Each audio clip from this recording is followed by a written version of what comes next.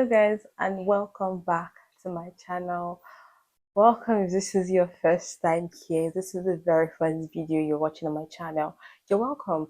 My name is Gbemisola and I am a registered nutritionist here in Nigeria. If this is not your first time, welcome back. Thank you for subscribing. Thank you for always watching my videos. And it's another week, another video. Today I'm going to be talking about a very popular topic.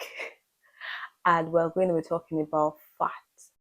I know that fat has gained a reputation in the diet culture as bad, toxic, avoid, but we're going to be going into detail in this video. We're going to be looking at fat in general.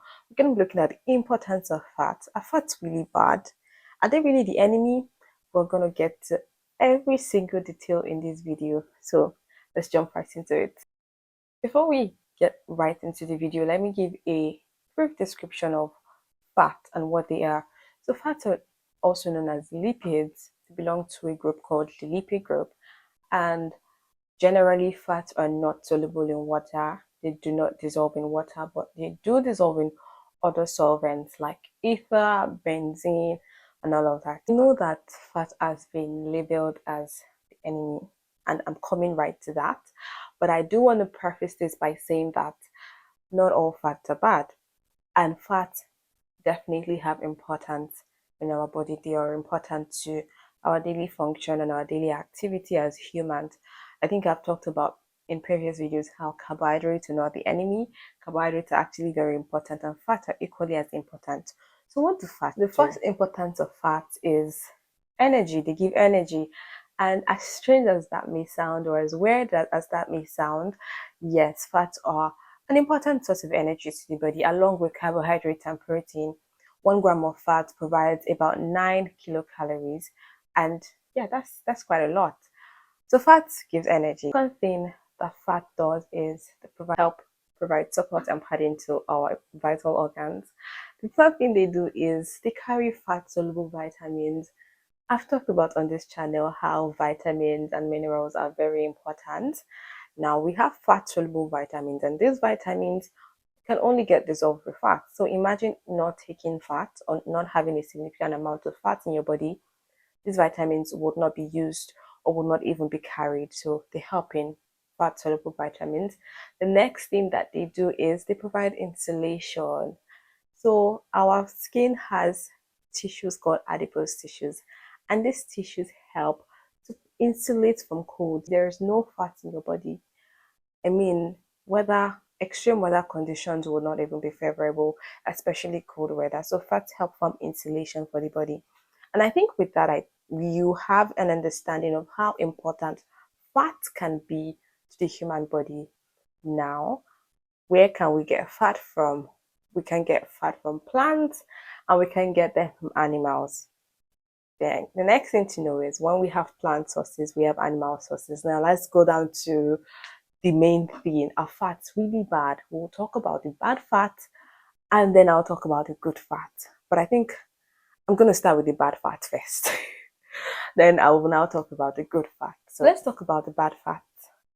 Now, food is chemistry, and when we're talking about bad fat, we're talking about saturated and trans fats. There's something called saturation when it comes to fat. Now, what does saturated fat means? I said earlier how food is chemistry. So we're going to do a little bit of chemistry in this video, but it's not going to be deep. So every single carbon atom in fats, saturated fats rather, have hydrogen, one or more hydrogen atoms surrounding them. So the more hydrogen atoms surrounding a particular carbon in the fat, the more saturated it is. And when we talk about trans fats, now trans fats usually is always industrially made, and they are deliberately hydrogenated. Saturated fats may or may not be deliberately hydrogenated. So we have saturated fat in mostly animal sources, cheese, pork, bacon. Those kind of fats are saturated. But for trans fats, usually they are industrially hydrogenated. And when you're thinking trans fats, you're thinking margarine, you're thinking shortenings, you're thinking fast food, you're thinking candies or cookies filled with all those creams and all of that. So these are sources of saturated and trans fat. Now, why is saturated fat bad, or why is trans fat bad? Trans fat. Now, why is saturated fat bad, or why is trans fat bad? Now, they have been linked to diseases, they have been linked to body disorders, they have been linked to heart disease, they have been linked to obesity, they have been linked to cancer. Now that I have talked about the bad fat, let's talk about the good fat. And I said earlier, there's a term called saturation when it comes to fat. Talked about how saturated fats are termed the bad ones. Then the opposite would be the unsaturated fats. And unsaturated fats now have like two branches. We have the monounsaturated fats and we have the polyunsaturated fats. So this monounsaturated and polyunsaturated fats have fewer hydrogen atoms surrounding them. Remember, saturated fat has more hydrogen atoms surrounding them. The more the hydrogen atom, the more saturated it is. But mono or polyunsaturated have very few hydrogen atoms, so they are less hydrogenated. And what does this mean? What does this mean in nutrition? What does it mean when you're making a diet choice or a food choice? So let's do another little science, and I'm not going to make this technical, I promise. So there are certain compounds called lipoproteins. So they're a combination or a mix of proteins and fat. And what do they do? What does lipoprotein do? They help in carrying fat or carrying cholesterol through the body. Now, lipoproteins are now divided into two parts, and they're called the high density lipoprotein or the low density lipoprotein. What do they do? So the high density lipoprotein carries cholesterol away from the cells to the liver for excretion. For low density lipoproteins, they carry cholesterol to the blood cells. So they are the bad ones. Bad is the low density lipoprotein carrying fat to the cells. High density lipoprotein is the good one carrying fat away from the cells or away from the body. Now that we know what the high density lipoproteins are, the HDLs, and the low density lipoproteins, LDLs, are, now what's your relationship with the unsaturated fat? Now, the unsaturated fats have a higher content of high density lipoproteins, and they generally help in replacing the low density lipoproteins with high density lipoproteins. So they are replacing the bad fat with the good fats. Can you see how important they are? So not all fat is bad. So the good fats, poly and monounsaturated, help in lowering the risk of a lot of diseases. We have touched on how saturated fats puts an individual at risk of adverse health conditions. Now, the unsaturated fat does the opposite of that. And because they help lower the amount of low density lipoproteins in the body, they are usually or generally seen as healthy fats.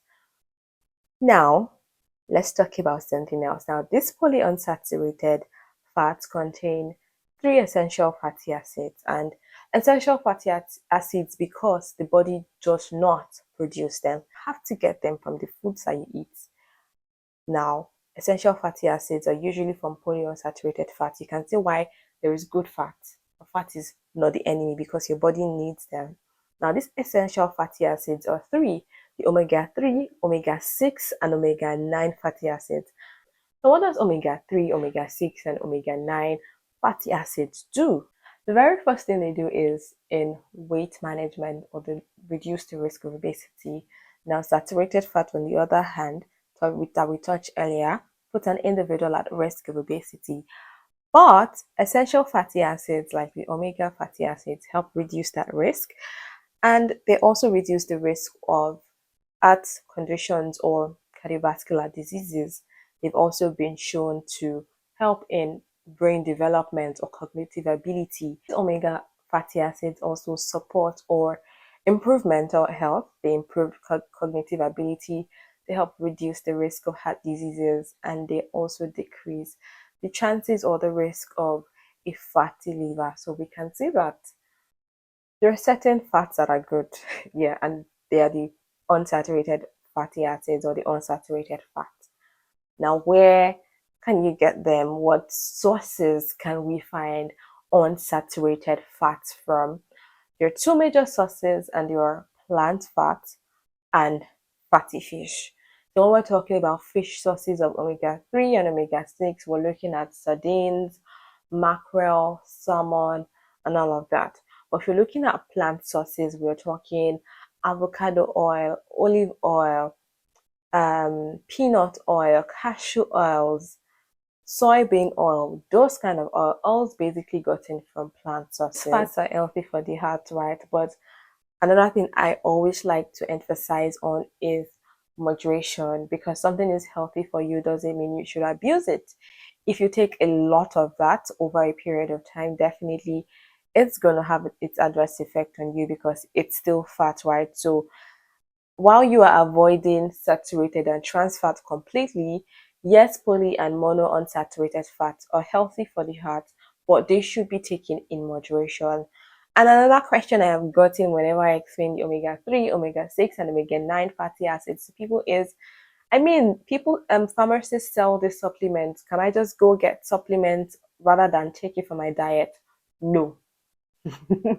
No, you can't. You cannot take them from the diet. I don't support supplement taking except when it's absolutely necessary. But since these things can be gotten from diet, there is absolutely no need to get omega fatty acids from supplements. With that, I have come to the end of today's video. I hope this video was able to educate you on what fats are and how fats are not the enemy. Fats are actually very important, but has also helped you to see that the bad fats, that is saturated and trans fats, should be completely avoided, while poly and monounsaturated fats should be included in the diet in moderation. Thumbs up as it helps the YouTube algorithm, and subscribe if you haven't. I'll see you in my next video. Bye guys.